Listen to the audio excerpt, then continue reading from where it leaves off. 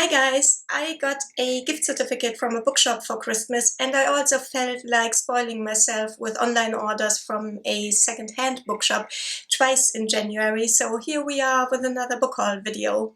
I haven't read any of these books that I'm going to show you, or at least I haven't finished any of them. In January, I was better with picking up ebooks shortly after I bought them. I think it has something to do with the time gap, you know, when I want to have a physical book, I almost always have to order it. So there's always this gap between wanting a book or fancying a book and holding the book in my hands. Whereas with an ebook, if I fancy reading one, I can just download it and start reading it right away. I think maybe it's time to do one of those What's on my Kindle videos, and that will also give me an opportunity to talk a bit about my changing relationship with ebooks and the ebook market. But anyway, I did start 3 of the books that I bought in January. On January 25th, it was Lauren's Winter Cozy Reading Night, and I used that these 3 hours of uninterrupted reading to do something like try a chapter tag with 5 books, 2 ebooks and 3 physical books that all came from the same second-hand bookshop order that arrived only the day before. For those of you who follow me on Twitter, that was the parcel that was addressed to a collecting station that was about 20 meters outside of an evacuation zone. They dug up a bomb from World War II which had to be defused. It happens all the time. It's a huge pain in the ass, but nothing to worry about. But I did worry that my parcel wouldn't make it, but it turned out okay. They redirected it to another collecting station, and in the end I could pick it up even earlier than I had looked for, and Cozy Reading Night was saved. So the first book that I tried, from which I tried the first chapter or 2, was Our Endless Numbered Days by Claire Fuller.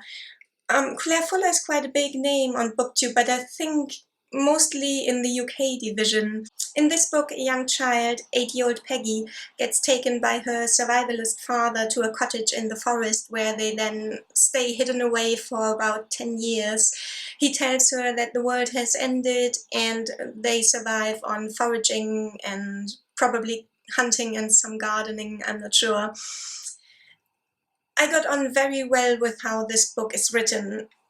The only problem I had with it is that the story is told from the perspective of 18-year-old Peggy, who has returned to her mother's house. And in the first chapter, she's reflecting back on how her father got into survivalism and how he started to involve her in his prepping. So we know that in the end, Peggy gets out of this. What we don't know is what exactly the father told her, and if it was all an elaborate lie or if he was actually convinced that the world had ended. And we don't know how Peggy copes with the revelation that it was all a lie in the end. I suppose that this is deliberate because Claire Fuller obviously didn't want this book to take on the tone of a thriller. But it is a bit deflating because we know from the beginning that in the end Peggy gets out of this and gets back to her mother and can start taking up a halfway normal life again. So while I am interested in this book, I'm not desperate to pick it up again, but I'm sure I will at one point. The second book from that Cozy Reading Night / try a chapter tag also contained a post-apocalyptic element, rather a big one. The Brief History of the Dead by Kevin Brockmeier. I guess this can be called speculative fiction. At the beginning of this book, the beginning takes place in the afterlife, or at least some intermediate stage in the afterlife, which suddenly gets very crowded and then just as suddenly very empty again, because apparently some kind of global disaster has happened. I think in this book we are going, the book is set in part in the afterlife, or that weird intermediate stage, and in the other part we are going to follow a young woman who gets cut off from the rest of the world because she is on some kind of scientific mission in Antarctica when the disaster happens. This book, I think, is going to be about remembrance in one way or another. So this might sound quite cheesy, especially when I'm saying that part of this book takes place in the afterlife, but actually the way it is written, the first chapter takes place exclusively in that intermediate afterlife place. And the whole first chapter was written very matter-of-factly, so it didn't feel cheesy at all. I'm very intrigued by this one, and I can't wait to find out what happened. My third book was not quite as successful. The Wolves of Winter by Tyrell Johnson. This also has a post-apocalyptic setting. That was my theme for Cozy Reading Night. In this book, I think an epidemic has happened and society has broken down, and our protagonist and late teenaged heroine, I think, is living on the fringes of what's left of society and is trying to, I don't know, make her way together with what's left of her family, I think. My main problem was with how this book is written. It is written in the first person, and at least judging by the first chapter, which should be enough of an indication, judging by that, the author has never reflected on what it means to write in first person, and that first person narration necessarily presupposes a situation in the now from which the narrator narrates his or her story. And I'm just not very impressed with when that happens, and when the author doesn't seem to have a very clear idea of what he is doing and of his craft. I might be misjudging Tyrell Johnson, but I think it should become apparent in the first chapter what that present-day situation is from which we are reading a first-person narration. I'm not sure I'm even going to continue with this because life's just too short. And then I bought 4 more books online. And the next one that I'm going to show you, I am very excited about. As you might recall, I talked a lot about A Dead Man in Deptford by Anthony Burgess at the end of last year, the beginning of this year, because it was one of my favorite books of 2019. And that one was the Marlowe book, but Anthony Burgess also wrote a Shakespeare book, which is called Nothing Like the Sun. And so after the Marlowe book, I immediately had to go and buy this one. And this one's written in a very different way from A Dead Man in Deptford. I think the way I understand the blurb, it is written like as if it is told, no, as if a modern scholar was writing about Shakespeare from the perspective of Shakespeare, but I might be completely wrong with this. Yeah, I will have to find out soon.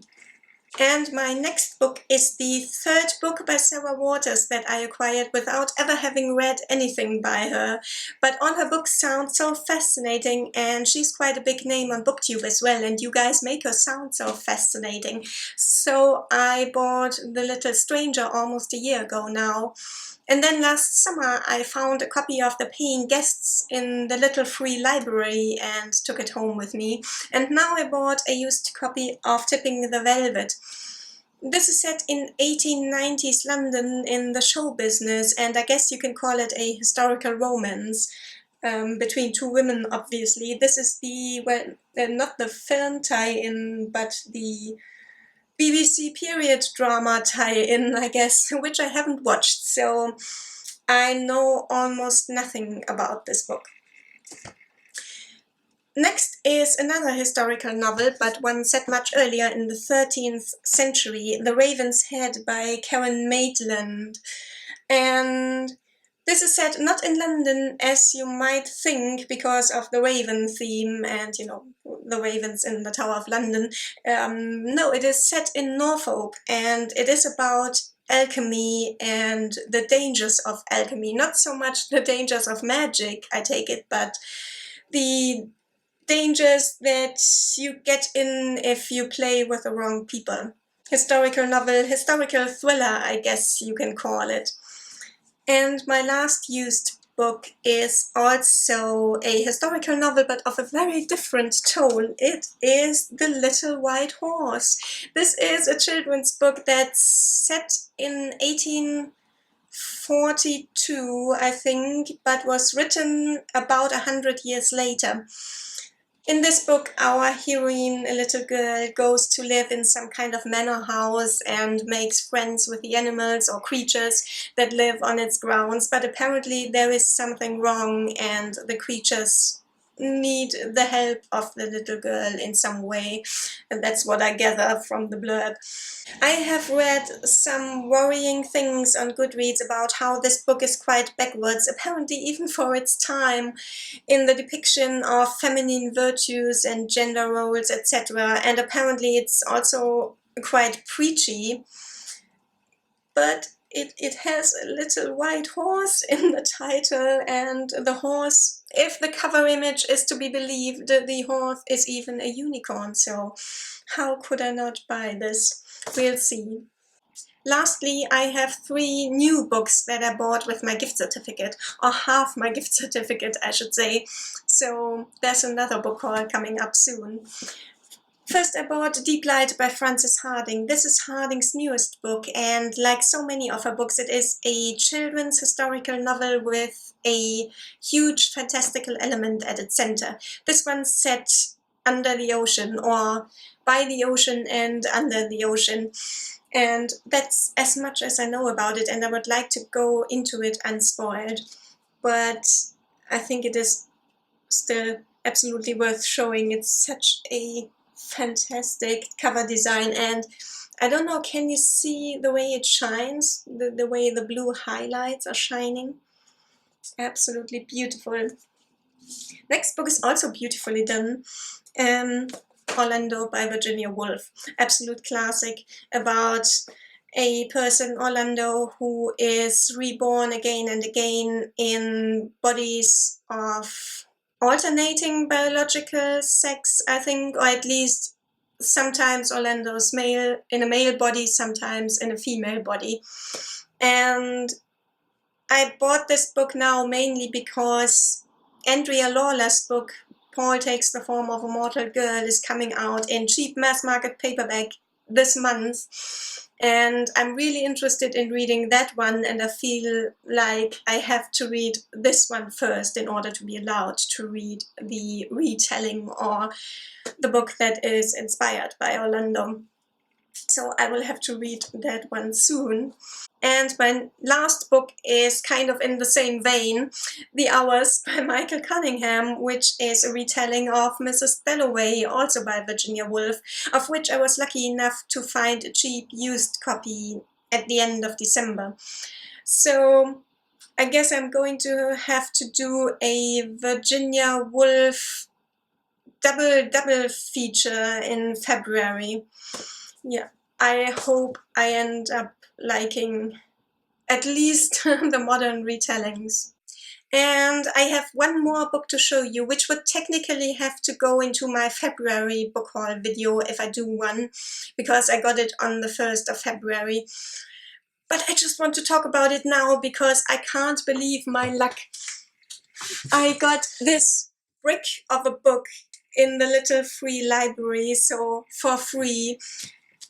This is an edition of Parzival by Wolfram von Eschenbach with a state-of-the-art commentary and introduction, or at least it was state-of-the-art when the second edition was published in 2003, but I think it still largely is state-of-the-art.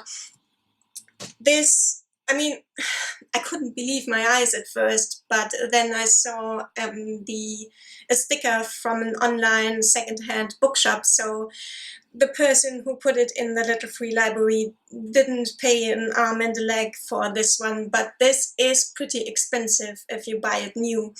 And yeah, I guess I always wanted a copy of a good edition of Parzival, but it was never a huge priority for me, so I never got myself one. But I'm still so happy to have found this one and gotten it for free, and this was like a very, very belated Christmas present. But I'm still going to go and spoil myself with another new book order now. I gave a pretty cool speech on Friday, so I went to the bookshop Saturday to spoil myself, but they didn't have anything that I wanted. There's only a very small English book section in even the biggest bookshop in town. So I'm going to have a think and then make an online order. And that's what I'm going to do now. That's what I'm going to use the rest of this miserable, rainy Sunday afternoon for. I'll see you very soon with another book video. Bye!